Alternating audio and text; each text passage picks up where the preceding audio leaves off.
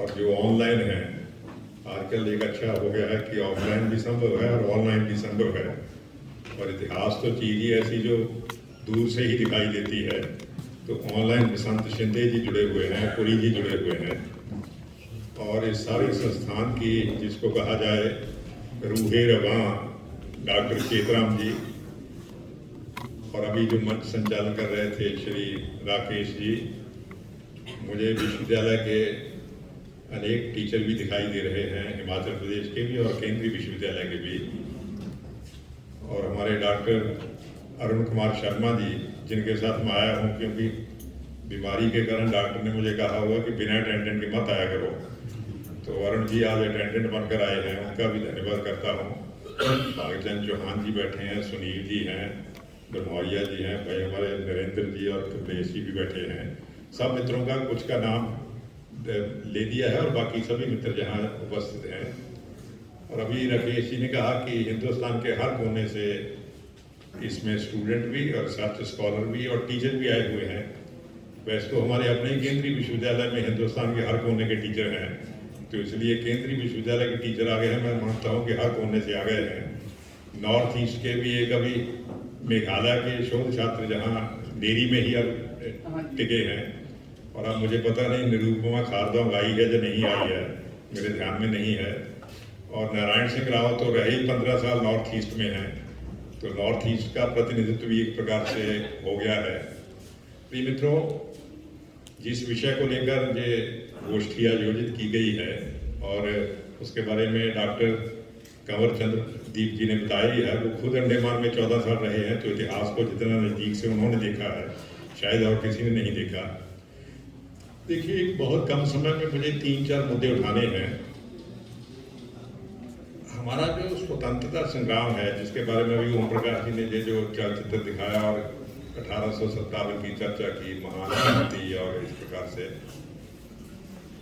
और अभी अमृत महोत्सव तो 75 साल लिखा ही हुआ है कि भाई अमृत महोत्सव के 75 साल हो गए हैं। 75 साल जाने अंग्रेजों को जहाँ से गए हुए, लेकिन क्या हिंदुस्तान की परतंत्रता अंग्रेजों के आने से ही शुरू हुई थी? हिंदुस्तान की परतंत्रता तो मेरे ख्याल में जब मोहम्मद बिन कासिम आ गया था, वो 712-13 के आसपास, एग्जैक्ट मेरे सान ध्यान में नहीं है, तो उसने सिंध को जीत ही लिया था।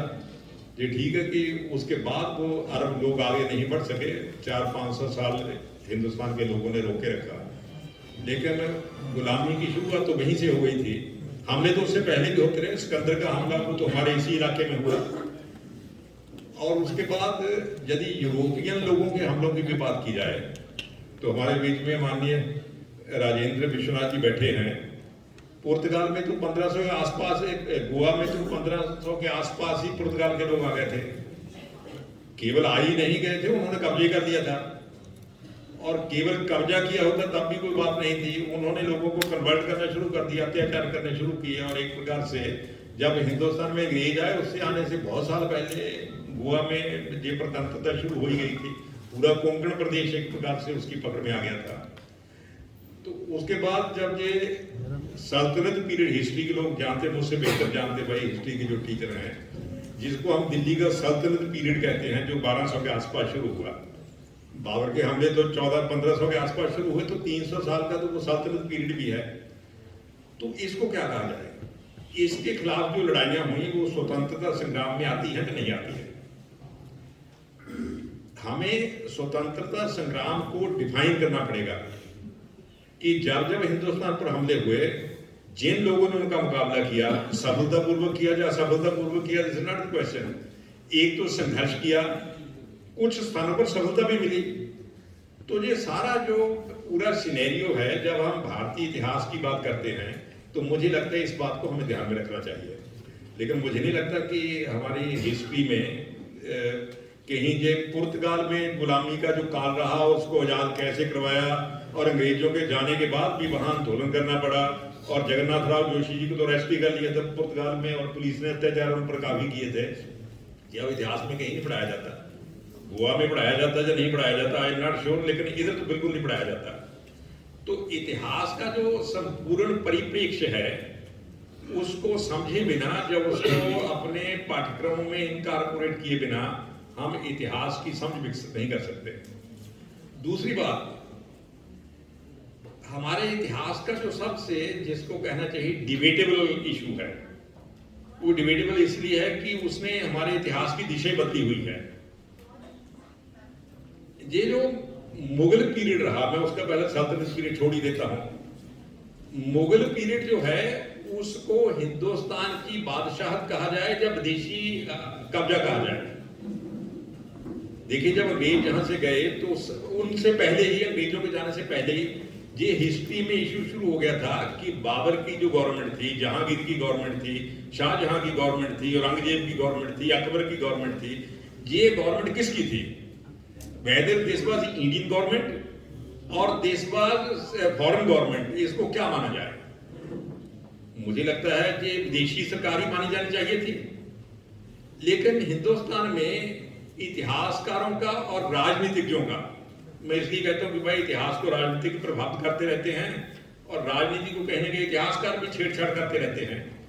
तो दोनों का जो कॉम्बिनेशन हुआ, उन्होंने ये डिसाइड किया कि ये जो बाबर का, जब मुगल पीरियड हम कह सकते हैं, मुगल पीरियड का जो बादशाहत थी या राज्य था, वो हिंदुस्तानी राज्य ही था, विदेशी राज्य नहीं था। जब एक बार हमने ये डिसाइड कर लिया कि औरंगजेब भी हिंदुस्तानी बादशाह था, जहांगीर भी हिंदुस्तानी बादशाह था, और ये सारे जितने, बाबर भी हिंदुस्तानी था, हुमायूं भी हिंदुस्तानी था, शेर शाह सूरी भी हिंदुस्तानी था, फिर भाई यदि ये हिंदुस्तानी थे फिर तो आपको इनको ऊपर उठाना ही पड़ेगा, प्रोजेक्ट करना पड़ेगा कि बहुत अच्छे थे। अब जब औरंगजेब को आप अच्छा सिद्ध करेंगे तो जो औरंगजेब से लड़ते रहे तो उनके बारे में क्या कहेंगे? देखिए, जब बड़ा अभी भी debate is still going into our history, अभी भी ये विवाद चलता रहता है। जब ये निर्णय हो गया कि ये इंडियन ही थे, तब फिर दिल्ली में ये शुरू हुआ, ये शाहजहां रोड है, ये जहांगीर रोड है, ये अकबर रोड है, ये औरंगजेब रोड है, ये फलां रोड है, ये फलां रोड है। लेकिन इनसे जो लड़ते रहे, जो स्वतंत्रता संग्राम, मैं इसको भी स्वतंत्रता संग्राम ही मानता हूं, जो स्वतंत्रता संग्राम में इनसे लड़ते रहे, फिर उनको क्या कहा जाए? भाई एट ए टाइम दो चीजें तो हो नहीं सकती कि अकबर भी महान थे और महाराणा प्रताप भी महान थे। आपको दोनों में से एक के रोल को ग्लोरीफाई करना पड़ेगा यदि आपने उसको इंडियन स्वीकार कर लिया है। तो भारतीय इतिहासकारों का एक समूह, मैं गैंग शब्द इसलिए नहीं कह रहा, वो थोड़ा नेगेटिव है और मुझे लगता है एकेडमिक डिस्कशंस में इस प्रकार के नेगेटिव शब्दों का प्रयोग नहीं करना चाहिए। एक समूह ने बहुत कोशिश करके ये सिद्ध करना शुरू किया कि जितने ये मुगल बादशाह थे, ये सज्जन थे, बहुत अच्छे थे। ये इरफान हबीब, जो कमर चंद्रदीप जानते होंगे, और नारायण सिंह राव जी भी हैं, हिस्ट्री के दूसरे लोग भी हैं। इरफान हबीब के फादर ने एक मोटी किताब लिखी कि महमूद गजनवी जो थे वो बहुत अच्छे व्यक्ति थे और उनमें ये गुण थे, ये गुण थे, इतनी मोटी किताब छाप दी। और उस ग्रुप के जो इतिहासकार थे, उन्होंने, महमूद गजनवी ने सोमनाथ पर हमला किया, उसका कारण कोई एंटी इंडिया नहीं था या एंटी हिंदू नहीं था, उसके कारण और 50 प्रकार के कारण थे जो राजनीति में, जब पॉलिटिक्स में होते रहते हैं। That was not attack on India, and that was not attack on Hindus, और that was not attack on the culture of India. तो जब आप महमूद गजनवी को जस्टिफाई करते हो, तो जो लोग महमूद गजनवी के खिलाफ लड़ते रहे उनको डीग्लोरीफाई करना पड़ेगा। तो सिंधु क्षेत्र में जो दशगुरु परंपरा शुरू हुई, जिसका मैं बार बार जिक्र करता रहता हूं, गुरु नानक देव से शुरू करके गुरु गोविंद सिंह तक जो दशगुरु परंपरा शुरू हुई, इस परंपरा ने मुगल वंश के खात्मे में महत्वपूर्ण भूमिका निभाई, खास करके सप्त सिंधु क्षेत्र में तो निभाई। तो जो लोग मुगल सल्तनत से लड़ते थे, उनको आप कैसे ग्लोरीफाई करेंगे? क्योंकि आपने तो औरंगजेब को महान बना दिया है, इसलिए इन इतिहासकारों ने एक दूसरा रास्ता निकाला। अभी तक सीबीएसई को, जो सेंट्रल गवर्नमेंट का बोर्ड है जो 10वीं 12वीं के पेपर लेता है, उसने जो हिस्ट्री की किताबें छापी हुई थी, उसमें क्या आता था कि गुरु तेग बहादुर अपने एक लुटेरों का टोला लेकर दिल्ली के आसपास लूट मार करने लगे थे और अराजकता फैल गई थी, और उसके कारण गुड गवर्नेंस पर बहुत ठेस पहुंच रही थी। तो फिर वहां की गवर्नमेंट ने, औरंगजेब ने, वो लूट मार खत्म करने के लिए, अराजकता को समाप्त करने के लिए उनको पकड़कर एग्जीक्यूट कर दिया। ये जो इतिहास के स्टूडेंट हैं, they know better than me, और ये ना लिखा जाए इसके लिए लोगों को सुप्रीम कोर्ट में जाना पड़ा। अब क्योंकि जिन्होंने ये लिखा, मैं आई नॉट कंडेमिंग दो historians who wrote this type of things, क्योंकि उनके सामने इशू दूसरा था। या तो औरंगजेब को ग्लोरीफाई कीजिए या गुरु तेग बहादुर को कीजिए। You have decided in principle that Aurangzeb was an Indian emperor और इंडियन किंग, तो उसको ग्लोरीफाई करना है, तो जो उससे लड़े उसको तो फिर आपने डाउन करना ही था। तो गुरु तेग बहादुर पर ये जो बातें लिखी हुई हैं आपको, लेकिन अभी कमरचंद्र जी कह रहे थे कि भाई हिस्ट्री जो है वो कथा कहानियां तो है नहीं, हिस्ट्री में तो फैक्ट्स है, ये बिना तथ्य के बिना प्रमाण के तो आप कुछ नहीं कह सकते। और जहां तो इतिहास संकलन समिति वाले जो लिखते हैं न मूलम लिखते कदाचित, कि जिसके बारे में मालूम ना हो, एविडेंस ना हो, उसकी चर्चा मत कीजिए। तो गुरु तेग बहादुर के बारे में ये जो कथा कहानियां शुरू हुई, इसका एविडेंस क्या है? इसका एविडेंस है, एक फारसी राइटर थे, उन्होंने ये किताब लिखी हुई है, उसने ये कहा हुआ है कि गुरु तेग बहादुर जी इस प्रकार का काम करते थे, इसलिए उनको एग्जीक्यूट कर दिया गया। ये ठीक है, उसने दिल्ली में नहीं लिखा, उसने कहा ग्वालियर में एग्जीक्यूट किया गया। एक एविडेंस उसका है। दूसरा एविडेंस गुरु तेग बहादुर के फादर का है, गुरु तेग बहादुर के बेटे का है। गुरु तेग बहादुर के बेटे गुरु गोविंद सिंह थे। गुरु गोविंद सिंह ने अपनी ऑटोबायोग्राफी लिखी हुई, आत्मकथा लिखी हुई है विचित्र नाटक के नाम से, उसमें उन्होंने एविडेंस दिया हुआ है। और ये जो किताब जो फारसी हिस्टोरियन ने लिखी है, ये गुरु तेग बहादुर जी की शहादत के 150-200 साल बाद लिखी गई। और गुरु गोविंद सिंह जी ने जो लिखा है वो अपने पिता की शहादत के 150-200 साल के बाद, 1.5-2 साल के बाद लिखा। और ये हमारे लिए गौरव की बात है, वो हमारे हिमाचल प्रदेश में बैठकर ही लिखा, पांवटा साहब में बैठकर लिखा। उन्होंने लिखा कि तिलक जंजू राखा प्रभ ताका, कि तिलक और जंजू की रक्षा के लिए मेरे पिता ने प्राण न्यौछावर कर दिए। और उसके बाद लिखा कि जय जय, मुझे एग्जैक्ट वो शब्द की, मृत्यु लोक में तो हाय हाय के नारे लगे और सुरलोक में, स्वर्ग में जय जय के नारे लगे। आप दोनों में से किसके एविडेंस को मानेंगे? गुरु तेग बहादुर के बेटे के एविडेंस को स्वीकार करोगे या उस फारसी इतिहासकार के एविडेंस को स्वीकार करोगे? मुझे लगता है यदि एविडेंस को स्वीकार नहीं करेंगे, और गुरु तेग बहादुर के उसके बेटे ने तो 2 साल बाद लिखा, इसने 150 साल बाद लिखा। मैं ये इशू इसलिए उठा रहा हूं कि हमारी इतिहास के जो अंधेरे कोने हैं, लेकिन फिर आखिर पर्पस क्या है कि आप इस प्रकार के एविडेंस को क्यों स्वीकार करते हो? उसके एक ही कारण है कि in principle you have decided कि हमने मुगल पीरियड को हिंदुस्तान का पीरियड मानना है, वो हिंदुस्तान के बादशाह थे। लेकिन प्रश्न तो आकर उठते हैं, अभी भी भाई हिस्टोरियन उठाते रहते हैं। उन्होंने कहा भाई साहब आप इनको इंडियन कैसे मान लोगे? जी तो आखिर मध्य एशिया से आए थे। हमारे डॉक्टर अरुण शर्मा जी तो मध्य एशिया के गांव में घूमे हुए हैं, ही नो बेटर देन मी। ये तो मध्य एशिया से आए थे और मध्य एशिया से आकर इन्होंने हमले किए और हमले करके जीता। और केवल जीते नहीं, बहुत लोग मारे, कन्वर्ट किए, मंदिर तोड़ दिए, ये तोड़ दिया, इतना कुछ किया। तो भाई इनको आप मीडिया में कहा कि भाई साहब आए तो बाहर से ही थे, बाबर बाहर से आया था, now this fact you can't deny it. लेकिन फिर जब एक बार जहां आ गए तो फिर उनके बच्चे यही पैदा हुए, फिर यही रहने लगे, फिर यही के हो गए। भाई जी एविडेंस बड़ा खतरनाक है। फिर तो अंग्रेज भी बाहर से आए थे और यही रहते थे, यही रहने लगे, फिर आप उनके खिलाफ क्यों थे? उनको क्यों निकालना चाहते थे? ये जो आपका देखो, हिस्ट्री में हमें क्लैरिटी रहनी चाहिए कि हम क्या अचीव करना चाहते हैं। जो अपने इतिहास से नहीं सीखता वो धोखा खाता है। प्रिय मित्रों, मुझे लगता है इंडियन हिस्ट्री का ये ऐसा अंधेरा कोना है जो हमारे यंग हिस्टोरियन हैं, जो यंग रिसर्च स्कॉलर हैं, उसको इस अंधेरे कोने को प्रकाशित करना चाहिए। तीसरी बात, एक मैं अपनी समय भी कम ही है और मैं इसको खत्म करूंगा। अभी भाई जो हिस्ट्री हम पढ़ाते हैं वो किस देश की हिस्ट्री है? उस हिस्ट्री में वो लगभग शुरू होती है, जो हिस्ट्री शुरू होती है वो मैक्सिमम सल्तनत पीरियड से शुरू हो जाती है, 1200 के आसपास से। चोल साम्राज्य रहा, पल्लव साम्राज्य रहा, राष्ट्रकूट साम्राज्य रहा, चालुक्य साम्राज्य रहा। दक्षिण भारत में 700-800 साल के साम्राज्य चले और गौरवशाली साम्राज्य थे। उन साम्राज्यों का कहीं जिक्र नहीं आता। छठी से लेकर एनए तक उसका कहीं जिक्र नहीं आता। यदि आता होगा तो 2-4 लाइनों में काम खत्म करके बता दिया जाता है। ये भी हुए जी भाई साहब, पल्लव भी हुए थे, उधर पाल भी हुए, उधर चालुक्य हुए, राष्ट्रकूट हुए, और हमारे हिमाचल प्रदेश, पंजाब में तो नाम ही जानना मुश्किल है, राष्ट्रकूट कहने में दिक्कत होती है, कई बार बोलना मुश्किल हो जाता है। अभी मुझे कोई कह रहा था कि हमारे टीचर यूनियन का इलेक्शन हुआ, केंद्रीय विश्व इलेक्शन क्या, टीचर यूनियन बनी तो उसमें गौरी शंकर साहू के सेक्रेटरी बने। तो साहू ने किसी को कहा कि हम एक व्याख्यानमाला शुरू कर रहे हैं, अरुंधति वशिष्ठ व्याख्यानमाला। तो मैंने कहा भाई उसको कहो नाम को सीधा सा रख ले, ये पंजाब हिमाचल में इस प्रकार के नाम लोगों के लेने में मुश्किल नहीं होते हैं। तो चालुक्य राष्ट्रकूट, ये आपने हिस्ट्री थ्रो आउट ही कर दिया, 2-4 लाइनें कहीं लिख दी तो लिख दी।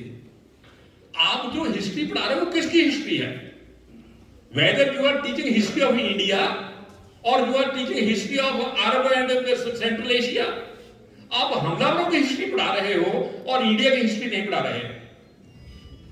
और यही कारण है कि हमारी हिस्ट्री में नॉर्थ ईस्ट मिसिंग है, हमारी हिस्ट्री में साउथ इंडिया मिसिंग है, क्योंकि ये जो हमलावर आए थे इनका साम्राज्य भी लगभग उत्तर भारत और थोड़ा आगे तक गया, बस उसके बाद नहीं गया, बंगाल तक गया, महाराष्ट्र तक गया, वहां तक हमने पकड़ लिया। जहां वो नहीं पहुंच पाए वहां का हमने इंडियन हिस्ट्री भी छोड़ दी। प्रिय मित्रों, इसलिए मुझे लगता है कि हमें हिस्ट्री के ये जो जिसको कहना चाहिए कि अभी जिस पर कुदाल नहीं चली, उन इलाकों की हिस्ट्री को भी मेन स्ट्रीम हिस्ट्री में लाना होगा। मैं तो अभी नारायण सिंह राव से या चंद्रदीप से बात कर रहा था कि भाई हमारे हिमाचल प्रदेश में स्वामी सत्यनारायण स्टोक्स हुए, ये पीछे शायद फोटो भी लगाई हुई लगा दी है ना, हाँ, स्वामी सत्यनारायण स्टोक्स अमेरिका से आए थे, सैमुअल स्टोक थे, और किस काम के लिए आए थे? उन दिनों अमेरिका में या पूरे यूरोप में ये था कि हिंदुस्तान बड़ा बेकार देश है, गरीब लोग हैं, भूखे मरते हैं, अनपढ़ हैं, आता जाता कुछ नहीं, मूर्ख हैं, उनको ज्ञान देना है। तो ज्ञान देने से दूर दूर से आते थे। तो स्वामी सत्यनारायण सैमुअल स्टोक भी ज्ञान देने के लिए आए, फिलाडेल्फिया से जाकर उसके आसपास से, और उन्होंने ऊपर अपर हिमाचल में ज्ञान देना शुरू कर दिया। ज्ञान देने का एक ही तरीका था कि भाई ये हिंदू छोड़ो, ये गणेश है, ये हनुमान है, ये फलाना है, ये क्या बेकार की बातें हैं, किसी के पूंछ है, किसी के सूंड है, निकालो इनको, और ज्ञान ये है कि क्रिश्चियन हो जाओ। तो उसने बहुत क्रिश्चियन बनाए, और उसकी अब एक रिश्तेदार आशय शर्मा ने उस पर किताब भी लिखी, अमेरिकन खादी, उसमें बड़ा डिटेल में वर्णन किया कैसे कैसे बनाए, करनाल में लेकर जाते थे, वहां कन्वर्ट करते थे, स्कूल खोला हुआ था। चलिए लॉन्ग हिस्ट्री रिपीटेड। तो वो स्वामी सत्यनारायण स्टोक का कहीं चेन्नई में किसी साधु से वास्ता पड़ गया भाई। अब जिन साधुओं को वो कहते ये तो पुराने पोंगापंथी हैं, उस साधु से जब बहस शुरू हुई तो वो इतना मामला हुआ कि सैमुअल स्टोक्स हिंदू बन गए और गीता पर कमेंट्री लिखी उन्होंने, खादी पहनना शुरू कर दिया, और he was the first American who went to jail, जो एरिया हिंदुस्तान की आजादी की लड़ाई के लिए जेल गया। महात्मा गांधी के शिष्य हो गए। लेकिन मुझे नहीं लगता हिमाचल में उस हिस्ट्री को भी जानता होगा जिसने इतना बड़ा कंट्रीब्यूशन किया। उस स्वामी सत्यनारायण स्टोक्स के बारे में थोड़ी बात भी करो तो अपर हिमाचल के लोग कहते हैं भाई साहब एक उसने बड़ा जबरदस्त काम किया। मैंने कहा क्या किया? कहते सेब के पौधे लेकर आए थे। भाई तो सेब के पौधे लेकर आए, this was one dimension of his life, लेकिन जो उसने ही बिकेम हिंदू, और इतना आई रियली सरप्राइज जब उसको पंडितों ने उसको हिंदू बनने से इनकार कर दिया कि भाई ये नहीं हो सकता। बहुत देर बहस चलती रही, तो उन्होंने फिर उस पर 50 शर्तें लगाई। एक शर्त क्या थी कि आप आगे से आप मीट नहीं खाओगे। मैं बड़ा हैरान होता हूँ कि सारा अपर हिमाचल मीट खाता है, उस पर शर्त लगा रहे कि मीट नहीं खाओगे। उसने वो भी बेचारे ने मानी। फिर उसको कहा कि अपनी रसोई में किसी गैर क्रिश्चियन को नहीं आने दोगे। और जब उसकी सत्यनारायण स्टोक्स की स्वामी सत्यनारायण स्टोक्स की मदर आई फिलाडेल्फिया से, उसको पता चला कि मेरा बेटा ऐसा हिंदू हो गया है, वो आई उसको मिलने के लिए, उसने अपनी माँ को भी रसोई में नहीं जाने दिया कि यू आर क्रिश्चियन। ऐसे सत्यनारायण स्टोक्स का जो कंट्रीब्यूशन उसको हिमाचल में कोई नहीं बढ़ाता। अभी राकेश जी कह रहे थे कि जब चंद्रदीप ने कहा कि जो हाशिए पर चले गए हैं, unknown heroes of independence history, उनको लाइमलाइट बनाने की जरूरत है। प्रिय मित्रों, मुझे लगता है कि इस दिशा में काम करने की जरूरत है। माननीय राजेंद्र जी से परमिशन लेकर 1 मिनट में, भाई 2 मिनट में और बात, वो अमृत महोत्सव के बारे में, नहीं तो चेतराम जी कहेंगे कि डॉक्टर साहब मामला अमृत महोत्सव का है, आप 1000 साल पीछे घूम रहे हो, तो मुझे थोड़ा अमृत महोत्सव के आसपास भी आना पड़ेगा। ये जो हमारी आज़ादी की लड़ाई जिसकी हम चर्चा करते रहते हैं, मैं कई बार सोचता हूँ इस आज़ादी की लड़ाई का डायमेंशन क्या है। अंग्रेज यहाँ हिंदुस्तान में जब आए थे तो फ्रॉड से और तलवार से उन्होंने हिंदुस्तान के हिस्सों पर कब्जा किया, क्योंकि आए थे बिजनेस करने के लिए। फिर उन्होंने कहा कि हमारी कोठियां हैं, इसमें हमारा स्टॉक रहता है, सामान रहता है, तो उसकी सुरक्षा के लिए चाहिए, तो हमें कुछ सिक्योरिटी गार्ड रख लेते हैं। तो 200-400 सिक्योरिटी गार्ड रखे, उनको ट्रेन कर दिया। That was indirectly military of दो ईस्ट इंडिया कंपनी। और फिर हिंदुस्तान के राजाओं की आपसी लड़ाई झगड़े में पड़कर एक की सपोर्ट की, दूसरे को डाउन किया, वो 200-400 सिक्योरिटी गार्ड देकर कुछ इलाके पर कब्जा कर लिया। That is a long history. लेकिन वो कब्जा कैसे किया? तलवार के जोर पर। तो हिंदुस्तान के लोगों ने तलवार के जोर पर उसको निकालने की कोशिश की। 1857 की जो आजादी की लड़ाई हुई वो तलवार और बंदूक की लड़ाई थी, और उस लड़ाई में मैटर ऑफ चांस की हम हार गए, वो जीत गए। ये ठीक है कि हम कैसे हारे, वो हमारी भूल, कुछ लोग 4 इधर चले गए, 5 उधर चले गए, दैट इज अनदर स्टोरी। लेकिन उस लड़ाई में हम हारे, वो जीते। लेकिन एक बात उनको समझ आ गई, भाई इन भले मानसों के हाथ में बंदूक आ गई है और बंदूक हमारे हाथ में भी है। बंदूक की लड़ाई में कम वक्त ये कहना बड़ा मुश्किल होता है कि अगली लड़ाई में कौन जीत जाएगा। तो कोई ऐसा तरीका नहीं हो सकता इनके हाथ से बंदूक छीन ली जाए और इनको कहा जाए भाई बैठकर बातचीत करते हैं। अब आपके घर पर किसी ने कब्जा कर लिया है, आप उसको बंदूक से निकालोगे या बैठकर बातचीत से निकालोगे? आपने फर्स्ट ट्रायल किया बंदूक से निकालने का, यू वर डिफीटेड। दूसरी बार आप तैयारी ना करो, इसलिए उन्होंने आपके हाथ से तलवार और बंदूक छीन ली। तो उन्होंने क्या कहा कि भाई साहब ये ड्रामा बढ़ सकता है, 10 साल बाद फिर लड़ाई हो सकती है, एक ऐसी संस्था बना ली जाए जो मेज पर बैठकर हमसे बातचीत करना शुरू कर दे। तो उन्होंने कहा भाई ऐसे हिंदुस्तानी पकड़ने तो बड़े मुश्किल हो जाएंगे, जो हमारे साथ नाना पेशवा, धुंधुपंत और इतने ये इनके जो बच्चे हैं वो बंदूक छोड़ेंगे क्या? तो कौन बात करेगा? तो ईस्ट इंडिया कंपनी तो खत्म हो गई। तो उनको उसकी चिंता न करो, कलकत्ता यूनिवर्सिटी हमने बना दी है, उसको बने हुए कुछ साल हो गए हैं, उसमें से पढ़कर लोग निकलने लगे हैं। जो उसमें से पढ़कर निकले हैं उनका रंग तो हिंदुस्तानी है, लेकिन सोच वही है जो हमारी है। उनको इकट्ठे करो, वो हमारे साथ बातचीत करेंगे। तो ये शिमला में एक ह्यूमरोज रहते थे, अब मुझे ह्यूमरोज था कि क्या सुलेमान का नाम था, उसका शिमला में शायद मुकाम भी था। उसने 40-50 ऐसे इंडियन इकट्ठे किए और हर साल वो कांग्रेस के नाम से जाने गए। 1885 की बात है। और हर साल सेशन करते थे। उस सेशन में क्या कहते थे? सबसे पहला रेजोल्यूशन पास होता था लॉ को लेने के, हम आपके लॉयर हैं। प्रिय मित्रों, ये जो हमारे हिस्ट्री के लोग हैं इसको पता क्या कहते हैं? Constitutional fight against the British. कि वो जो थी वो बंदूक की फाइट थी, और फिर वो बंदूक की फाइट, बंदूक तो मूर्ख लोग उठाते हैं भाई, अक्लमंद आदमी बंदूक थोड़ा उठाता है, पढ़ा लिखा आदमी तो बातचीत करेगा। और पढ़ा उन्होंने हमें दिया था, और हमारे लोग बातचीत पर शुरू हो गए और कांग्रेस बन गई। और फिर हर साल एक सेशन होता था, फिर नेगोशिएशन होता था। फिर तो मामला सीधे हो गया, अंग्रेजों का डर खत्म ही हो गया कि भाई अब तो कोई एक्ट बनाते हैं, उसमें 20 धाराएं होती हैं, फिर इनको बुला लेते हैं, वो कहते भाई साहब जी 2 हटा दो, तो वो 2 का 3 हटा देंगे। आपने उनको मेज पर ले आए और आगे से लड़ाई जो हो गई वो नेगोशिएशन की शुरू हो गई।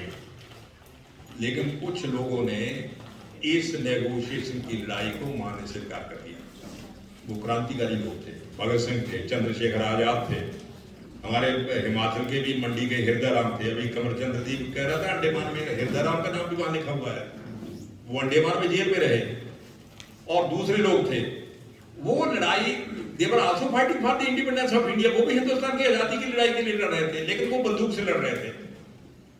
एक तीसरा ग्रुप भी निकला, वो group that group was on more sound footing. उन्होंने कहा भाई साहब इस पर बात क्यों न की जाए कि हम हारे क्यों? पहले यदि डायग्नोज कर दिया जाए कि बीमारी किस कारण से है तो फिर उसको दूर किया जाए।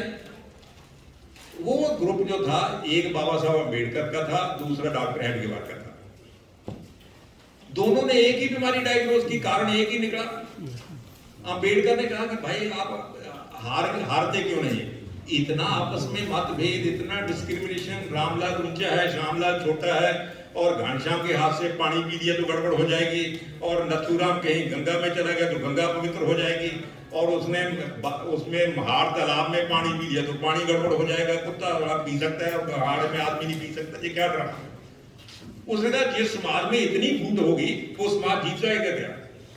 फिर उसने तो एक और बात कही अम्बेडकर ने, उसने कहा भाई जहां तो हाथी है दुश्मन का हमला होता तो केवल क्षत्रिय मुकाबला करता है, बाकी तमाशा देखते हैं। जिस देश में 25% लोग लड़ेंगे, 75% तमाशा देखेंगे, वो जीतेगा कैसे? यही डायग्नोज डॉक्टर हेडगेवार ने किया। डॉक्टर हेडगेवार तो दोनों धाराओं से होकर आए थे, कांग्रेस से भी होकर आए थे, क्रांतिकारी से होकर भी आए थे। उन्होंने भी यही डायग्नोज किया कि भाई साहब गड़बड़ है और फूट आपस में बहुत है, तो इस फूट को खत्म किया जाए।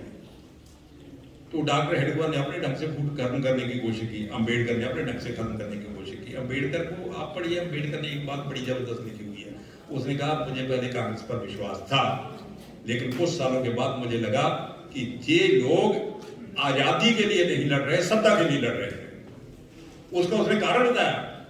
जब कांग्रेस का सेशन होता था, शुरू के सालों की बात है, तो जिस पंडाल में सेशन होता था उसके खत्म होने पर तुरंत बाद दूसरा सेशन चलता था, सोशल कॉन्फ्रेंस उसको कहते थे। उसमें इन समस्याओं पर विचार होता था कि हरिजनों के साथ मतभेद हो रहा है, उसके साथ हो रहा है, वो डिस्क्रिमिनेशन कैसे दूर किया जाए, कैसे समाज को समरस किया जाए, कैसे समरसता। लेकिन आप हैरान होंगे, कांग्रेस ने 3 साल के बाद वो सम्मेलन करने बंद कर दिया। और पुणे में जब सम्मेलन हुआ तो पंडाल को आग ही लगा दी। तब अम्बेडकर ने प्रश्न उठाया कि भाई आप मूल कारण की ओर आ ही नहीं रहे, तो इसका मतलब आप हिंदुस्तान के समाज को सशक्त करने के लिए थोड़ा लड़ रहे हो, आप तो सत्ता के लिए लड़ रहे हैं कि जिनके हाथ में सत्ता को चले जाए हमें सत्ता सौंप दें। तो प्रिय मित्रों, अम्बेडकर का आंदोलन और डॉक्टर हेडगेवार का आंदोलन प्रैक्टिकली एक ही दिशा में था और उसके तरीके चाहे अलग अलग थे। लेकिन आज दुर्भाग्य से जिन्होंने कॉन्स्टिट्यूशनल फाइट लड़ी, उन्होंने अम्बेडकर को भी अंग्रेजों का पिट्ठू कहा और डॉक्टर हेडगेवार को भी अंग्रेजों का पिट्ठू कहा। उनका बोथ वर ब्रिटिश एजेंट, जबकि लॉन्ग लिव द किंग का प्रस्ताव ये पास करते थे। आज जो हिस्ट्री में देखिए, ये तीनों धाराएं जो थी, डॉक्टर हेडगेवार की धारा, बाबा साहब अम्बेडकर की धारा, क्रांतिकारी की धारा, आज जो हम हिस्ट्री पढ़ा रहे हैं, आजादी की लड़ाई की जो हिस्ट्री पढ़ा रहे हैं, उसमें ये धाराएं कहां हैं? पर्सन में भी दिया, चंद्रशेखर आजाद का जिक्र हो सकता है, भगत सिंह का भी जिक्र हो सकता है, लेकिन इंडिविजुअल पर्सन का जिक्र होना और चीज है और उस आंदोलन का जिक्र करना और चीज है। इतिहासकारों ने, क्योंकि भाई चंद्रशेखर आजाद को छोड़ना मुश्किल था, भगत सिंह को छोड़ना मुश्किल था, इसलिए पूरे आंदोलन में स्टिकर तो उनके नाम के लगा दिए, लेकिन उस पूरे आंदोलन को इन टोटलिटी किसी ने खंगालने की कोशिश नहीं की। प्रिय मित्रों, ये जितने, मैं ये नहीं कहता these movements they were against each other, they were parallel to each other, they were supplementary to each other, लेकिन जिनके हाथ में सत्ता आई उन्होंने बाकी आंदोलन जो आजादी के लिए हुए उनको कंडेम करने की कोशिश की, उसको पूरे इतिहास से नदारद करने की कोशिश की। मैं समझता हूँ अब जब इतिहास पर चर्चा हो रही है और मुझे लगता है ये नेरी शोध संस्थान भाई चेतराम जी के जैसे मैं काम देखता हूँ, आई एम रियली इम्प्रेस्ड कि ये निकट भविष्य में एक सचमुच बहुत बड़ा अध्ययन केंद्र बन जाएगा। तो ये केंद्र ही मान लीजिए ये काम करे तो ये बहुत बड़ी बात होगी। और आज हमारे बीच में राजेंद्र विश्वनाथ जी हैं, जो खुद भाई बड़े विद्वान हैं। मेरा इनसे एक पुराना परिचय है, इनको नहीं पता लेकिन मुझे पता है। जब मैं रिसर्च सेंटर से सस्पेंड हो गया था तो आरएसएस के प्रचारक माननीय श्रीकांत जोशी जी थे, उन्होंने हिंदुस्तान समाचार न्यूज एजेंसी को रिवाइव किया था। तो उन्होंने मुझे कहा कि जी आप जहाँ से सस्पेंड हो ही गए हो। अब मैं कहा तो मेरी नेचर ही है, सरकार बदलती है तो सस्पेंड ही रहता हूँ।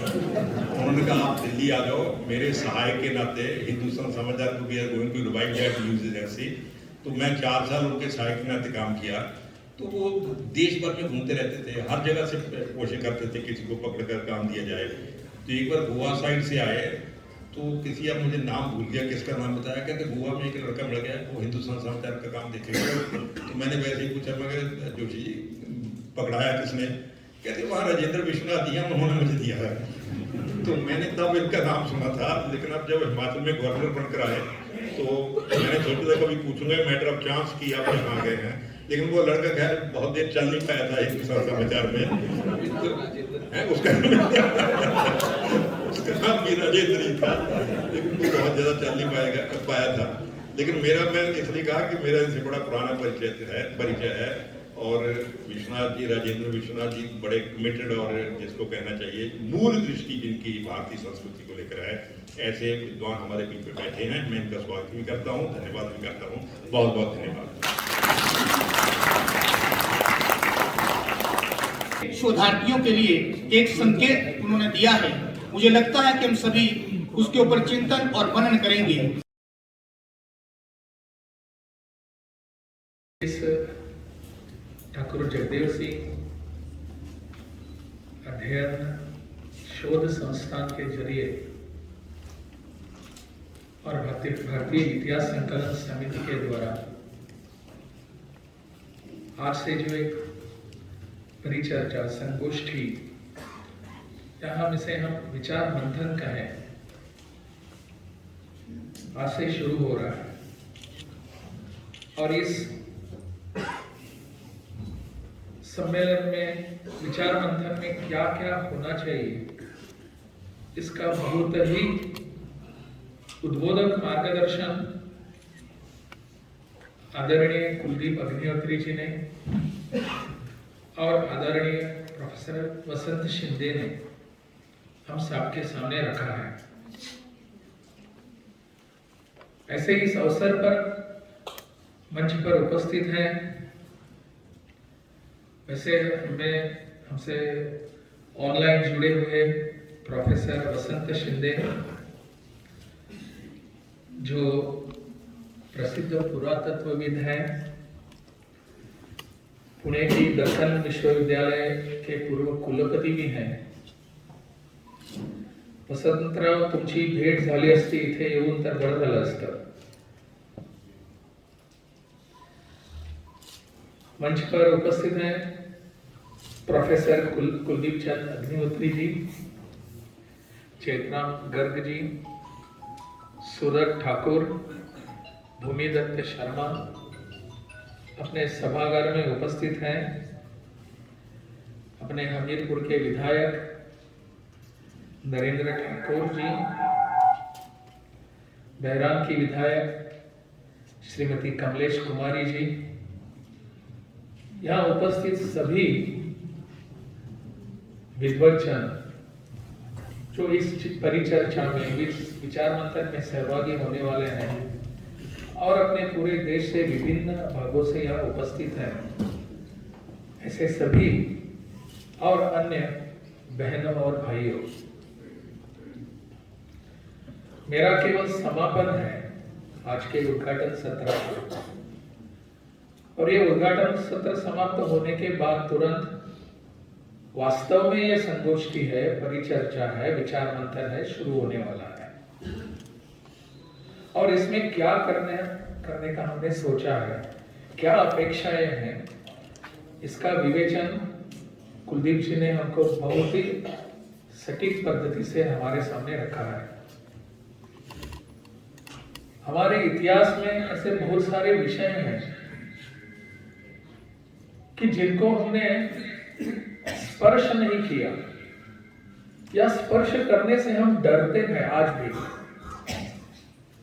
ऐसे विषयों पर केवल स्पर्श नहीं, लेखन नहीं, परंतु साहित्य की भी उपलब्धि होने की आवश्यकता होती है। कविताएं आनी चाहिए, कथा आनी चाहिए, उपन्यास आने चाहिए। जो इतिहास में घटी हुई घटनाएं हैं उसको तो इतिहासकार लिखकर जाएंगे ही, हमारे लिए उसका उद्बोधन रहेगा हमेशा के लिए। परंतु इतिहास में रुचि न रखने वाले समाज में ऐसे अनेक सारे लोग होते हैं कि जिनको कथा में रुचि होती है, उपन्यास पढ़ने की आवश्यक उनको लगता है, अच्छा है, कविताएं उनको अच्छी लगती हैं। इन सबके लिए ये साहित्य उपलब्ध होने की जरूरत है। अपने ऐतिहासिक घटनाओं पर, तथ्यों पर माननीय कुलदीप जी ने गोवा के बारे में और भी, जैसे वसंत जी ने भी उल्लेख किया वास्को ड गामा का। बहुत ही एक दुर्भाग्यपूर्ण बात मैं बताने जा रहा हूं आपको। मैं गोवा में रहता हूं। गोवा में जिस गांव में मैं रहता हूं उस गांव का नाम है वास्को ड गामा, उस शहर का नाम है वास्को ड गामा। मुझे बहुत शर्म आती है जब मैं वहां का विधायक था उसी शहर का, तब हमने एक बहुत बड़ा प्रयास किया था कि इसका नाम बदलना चाहिए। आक्रांताओं के नाम कोई रखता नहीं अपने घर में आकर, उनको बुलाता नहीं। अपने घर पर कोई हम ऐसा प्लेट नहीं लगाते आक्रांताओं के नाम की, परंतु उस समय के शासन में वो हो नहीं पाया। इस वर्ष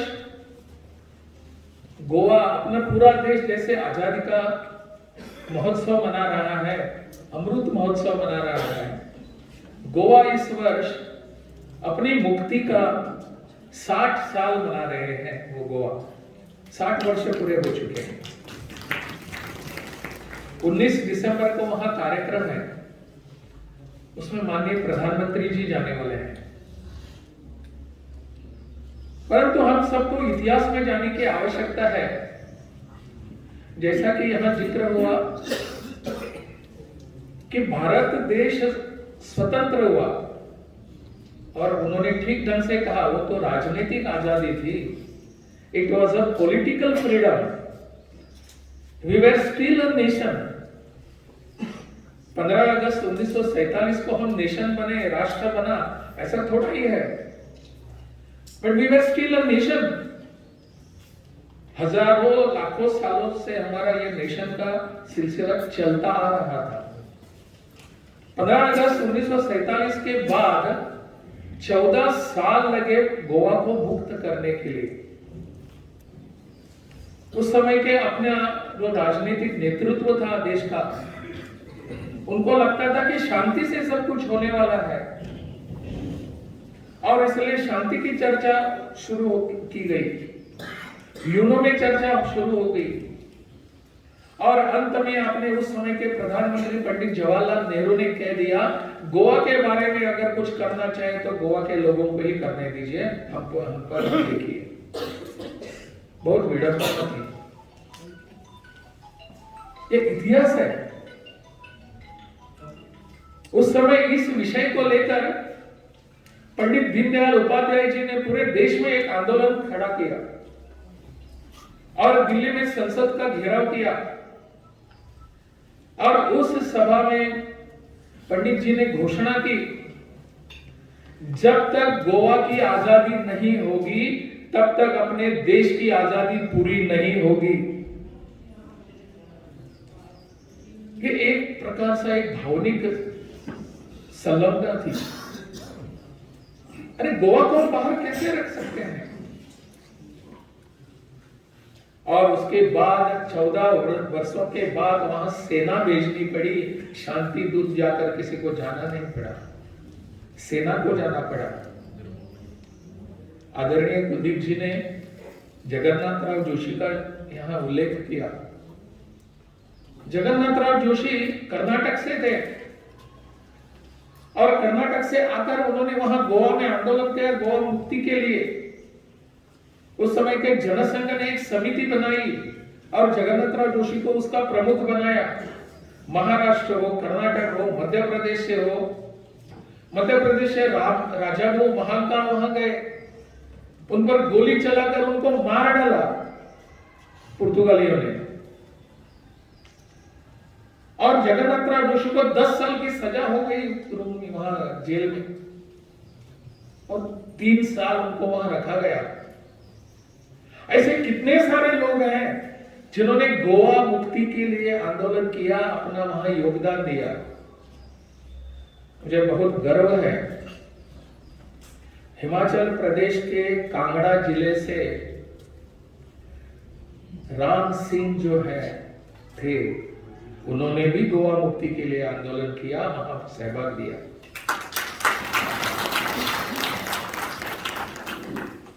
अपना पूरा देश एक है। गोवा मुक्त नहीं हुआ, इसकी जलन चुभन यहाँ के कांगड़ा के एक नागरिक को होती है। ये क्या बताता है कि हमारा पूरा विचार करने का तरीका क्या है?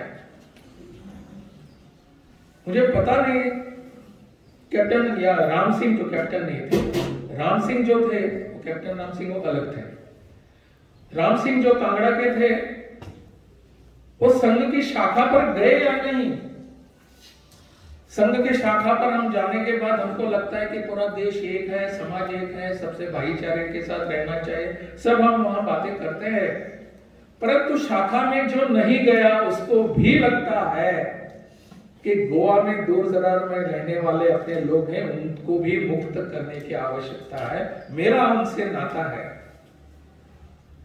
ये जो भाव है, ये भाव दुर्भाग्य से अपने देश की स्वतंत्रता के बाद अपने देश में नहीं रहा, दुर्भाग्य से नहीं रहा।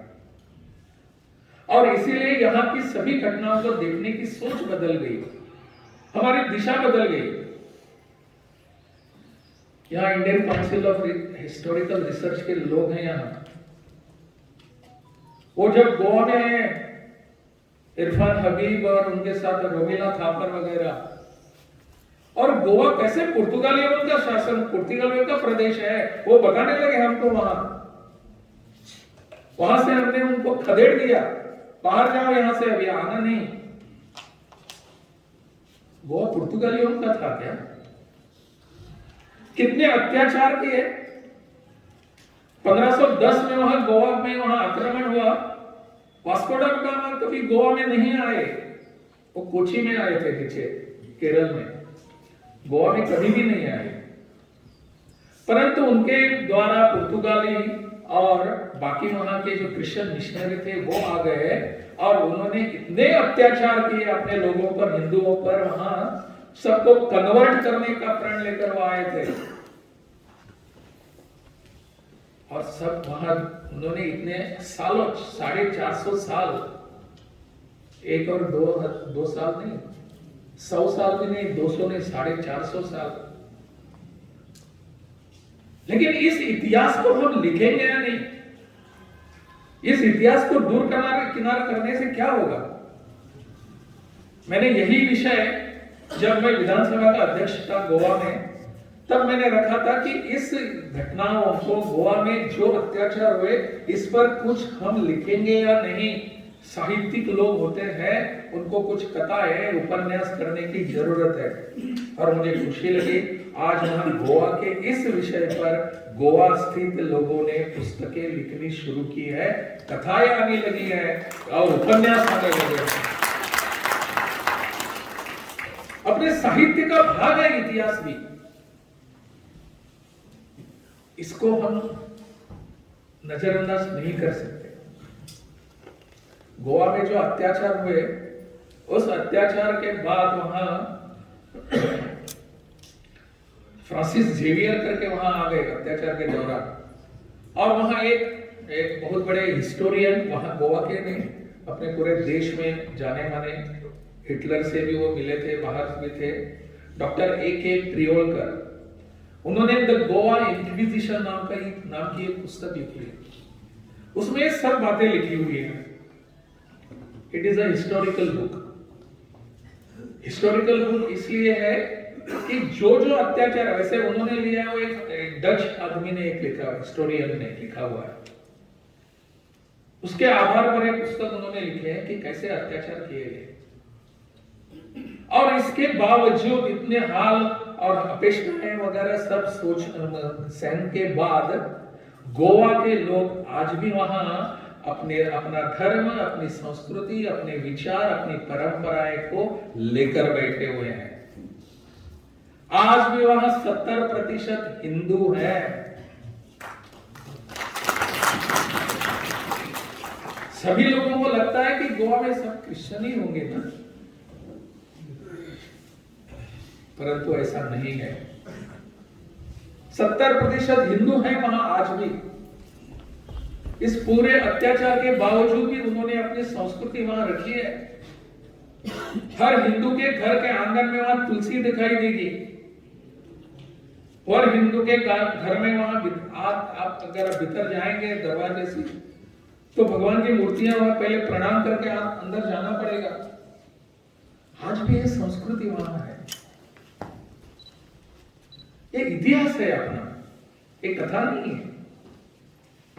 और इस घटनाओं को हमने कथित उपन्यास में लाने की आवश्यकता है, ऐसा मेरा कहना था। पूरे देश में अपने जो स्वतंत्रता आंदोलन के लिए जो जो भी हुआ है उसका तो डॉक्यूमेंटेशन होगा, उस पर ये सब बातें उसमें आएंगी। परंतु इस पर हमको ध्यान और भी देना है कि जैसे कुलदीप जी ने कहा कि बाहर के लोग आते रहते हैं, ये इतिहास ये है आपका, इसको किसको मानना चाहिए? औरंगजेब को मानेंगे आप, या शिवाजी महाराज को मानेंगे? आपके नेता कौन है? आपके आदर्श कौन है? ये सब इतिहास की बातें नहीं है, ये हमारे संस्कारों की बातें हैं, हमारी संस्कृति की बातें हैं। इस संस्कार और संस्कृति को आगे बढ़ाने की आज के तारीख में आवश्यकता है। मैं उनके इसके बारे में जिक्र नहीं करता, मैकॉले ने क्या कहा था वगैरह, परंतु धीरे धीरे हम सब मैकॉले जो चाहते थे, वो चाहता था मैकॉले, वो अब हमको वास्तव में दिखने लगा है क्या? ऐसा, इससे मैं कभी कभी चिंतित, मैं चिंतक नहीं हूं, विचार करने वाला भी नहीं हूं, परंतु एक सामान्य नागरिक के नाते मुझे लगता है हम सभी यहां हैं, we may be black in skin, but we will be 100% European by thoughts. This is what he was expecting. क्या है, ऐसा होता है? मुझे लगता है इस पर हम सबको ध्यान देने की आवश्यकता है। इतिहास है, इतिहास का संकलन करने की आवश्यकता है, योग्य रूप से सबके सामने आने की जरूरत है। परंतु क्या मैं मेरे घर में इस इतिहास के जरिए हमको जो दिया गया है, उस संस्कृति को मैं क्या मेरे घर में ला पाऊंगा? कृपा करके गलत नहीं समझना। अगर संभव है तो हमारे घर में हम झांक कर देख सकते हैं। हमारे घर में आज की तारीख में मां होती है या मम्मी होती है?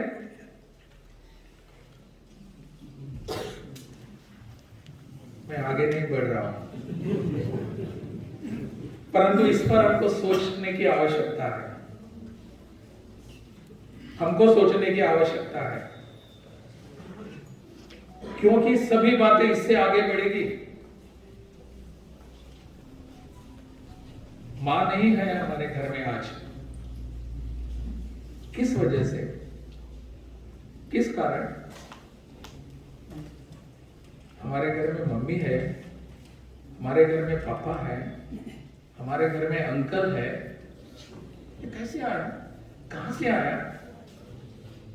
क्या ये संस्कृति है मेरी, इस देश की, इस प्रदेश की? ऐसे कई सारे विषय हैं जो हम कर सकते हैं। इसके लिए कोई सामाजिक संगठन की जरूरत नहीं है, इसके लिए बहुत बड़ा आंदोलन होना चाहिए, प्रयास होने चाहिए, बिल्कुल नहीं। इसको मैं मेरे घर में आज से शुरुआत कर सकता हूं, मेरी जिम्मेदारी है। I cannot keep myself aloof from whole disaster. आने वाले कल के लिए इस डिजास्टर का जिम्मेदार मैं भी रहूंगा। तो इसलिए आज इसके बारे में सोचने की आवश्यकता है। मैं और एक बात छोटी सी मेरी रखूंगा और मेरे भाषण को समाप्त करूंगा। यहां आर्य जो थे, आर्य के बारे में यहां बताया गया। मैंने हु वेर आर्यंस ऐसे एक पुस्तक पढ़ी थी मैंने। आर्य कहां से आए, क्या आए वगैरह, बहुत साल हो गए उसको। मुझे लगता है श्रीराम साठे ऐसा वो लेखक थे उसके। हु वेर आर्यंस, ठीक है। आज हम इस्टेब्लिश कर चुके हैं कि आर्य बाहर से बिल्कुल नहीं आए, मध्य एशिया से नहीं आए हैं, वो तो यहीं के थे, हमारे पूर्वज थे। आर्य और अनार्य के बीच ऐसा एक भेद निर्माण करने वाली, एक यहाँ सोचने वाली एक पीढ़ी तैयार हो गई है, और वो हमको भेद निर्माण करने के लिए सफल भी हो चुकी थोड़ी बड़ी मात्रा में। मैं सोचता हूं कि ऐसा उन्होंने क्यों किया। अपने देश की आजादी के बाद जो पूरा इसका वैचारिक जो एक आंदोलन यहां चलने वाला था देश में, उसका पूरा कब्जा कुछ लोगों ने लिया जो लेफ्टिस्ट थे। उनको लगता था कि यहाँ की वैचारिक सोच को अगर हम डिस्ट्रॉय करेंगे, यहाँ नष्ट करेंगे, तो हम यहाँ और कुछ ला सकेंगे। इसीलिए उन्होंने बता दिया, अरे बाहर से आए हैं, यहाँ के नहीं है। और क्यों, वो ब्रिटिश परंपरा थी ना, ब्रिटिशों ने बताया था कि आर्य बाहर से आए हैं। कभी कभी इसके बारे में मैक्स मुल्लर का भी नाम लेते हैं, पता नहीं वो कितने बराबर थे या गलत थे, मुझे मालूम नहीं, मैं इतिहासकार नहीं हूं। परंतु आर्य बाहर से जो आए हैं, यह थ्योरी, आर्यन इन्वेजन थ्योरी जो थी, वो क्यों यहां लाई गई? इसलिए लाई गई कि यहां मुगल या मुस्लिम इस्लामिक यहां आक्रमण हो गए, वो बाहर से आ गए, ब्रिटिशर्स यहां बाहर से आ गए, और आर्य भी जो थे वो भी बाहर से ही आए हैं। यह जो देश है वो आर्यों का नहीं था, मुगलों का नहीं था, ब्रिटिशों का भी नहीं था। इसलिए ये जो देश है, आप भी यहां आइए, लूट लो इस देश को। You none of you is a resident of this country, of this place. आपका और इस देश का कोई संबंध नहीं है, और यहाँ की राष्ट्रीयता का जो भावना है उसको नष्ट करने के लिए उन्होंने कहा कि Arya were outsiders, Aryan were coming from central Asia. तो ऐसे विचार जो है, अभी बहुत ही सौभाग्य के दिन आ गए हैं कि आज के यहाँ अभी लोग फिर से इस थ्योरी को, जैसे उन्होंने बताया कि doctor Baba Saheb Ambedkar was pioneer in propagating this theory that Arya were never, they did not come from central Asia. उन्होंने बहुत अच्छी तरीके से इसका विश्लेषण किया है। तो ऐसे अनेक सारे विचार हैं जो मुझे लगता है इस इतिहास संकलन समिति के विचार मंथन के द्वारा हम सबको मिलेगा। हम सबको, जो इसको मैं अमृत मंथन कहता हूं, और बाद में जो आएगा वो नवनीत है, वो नवनीत हमारे सामने आएगा जो इस देश के विचारकों के लिए एक नई दिशा दे सकता है। इसलिए ऐसे प्रावधान जो होते हैं, ऐसे आयोजन जो होते हैं, वो बहुत ही आवश्यक है। मुझे लगता है यहाँ के आयोजकों ने बहुत ही विषय सटीक रूप से, और स्वतंत्रता आंदोलन में जिन देवेर अननोन हीरोज जो थे, उनको यहाँ लाने के लिए, उनका जिक्र करने के लिए, उनका कहीं ना कहीं उनको नोंद करने की आवश्यकता है। ऐसा विचार लेकर जो आयोजन किया है, मेरी बहुत बहुत शुभकामनाएं और आप सबको धन्यवाद। मार्गदर्शन किया, आपका एक बार पुनः बहुत बहुत धन्यवाद। अब मैं धन्यवाद प्रस्ताव के लिए अपने संस्थान के महासचिव आदरणीय श्रीमान भूमिधर जी से आग्रह करना चाहूंगा कि धन्यवाद प्रस्ताव के लिए आप मंच पर आए। बहुत बहुत धन्यवाद। भारतीय इतिहास संकलन योजना कार्यकारिणी के सदस्य इस समारोह में पधारे डॉक्टर नितिन कुमार एवं डॉक्टर विनोद कुमार जी, सहायक निदेशक शोध, कमलेश कुमारी, क्षेत्रक एवं विधायक भोरज विधानसभा, उनका भी मैं इस अवसर पर धन्यवाद प्रस्तुत करता हूँ। जिला हकीकत की उपायुक्त महोदय, पुलिस अधीक्षक महोदय व विभिन्न भागों से आए सभी अधिकारियों व कर्मचारी बंधुओं का भी अभिनंदन का धन्यवाद। इस समारोह में उपस्थित हिमाचल कला संस्कृति भाषा अकादमी के सचिव डॉक्टर करण सिंह जी का भी हार्दिक धन्यवाद। इस सभा में श्री अजय कुमार जी, अजय कुमार शर्मा जी, श्री रूप शर्मा जी भी पधारे हैं। इसके साथ अपने डॉक्टर सोमदत्त जी, वाणी गुरु विश्वविद्यालय से यहाँ हैं, इन सबका धन्यवाद। कार्यक्रम में उपस्थित संस्थान के निदेशक मंडल के निदेशक श्री भागचंद जी चौहान, डॉक्टर ओम प्रकाश शर्मा जी, श्री निरंजन कुमार नंदा जी, श्री प्यार परमार जी, श्री राजेंद्र शर्मा जी, श्री प्रेम सिंह भरमौरिया जी, इन सबका संस्थान की ओर से हार्दिक धन्यवाद। अपने राष्ट्रीय स्वयंसेवक संघ के जिला संचालक श्री रणवीर राणा जी व अन्य सभी स्वयंसेवक बंधुओं का इस सभा में आने पर धन्यवाद।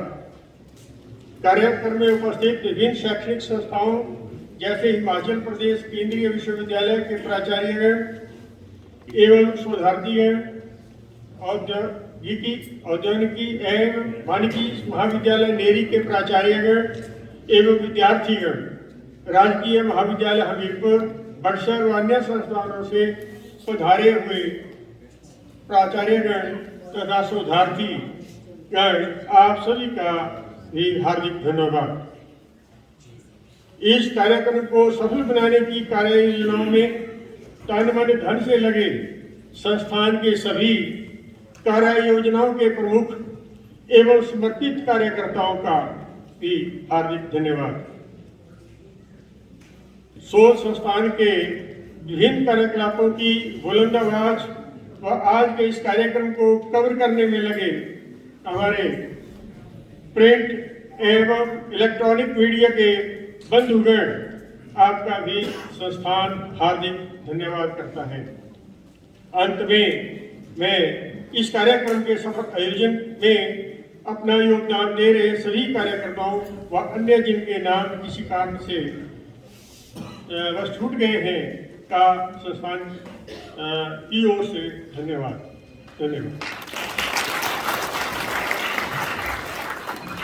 आप सभी का बहुत बहुत धन्यवाद, बहुत बहुत आभार।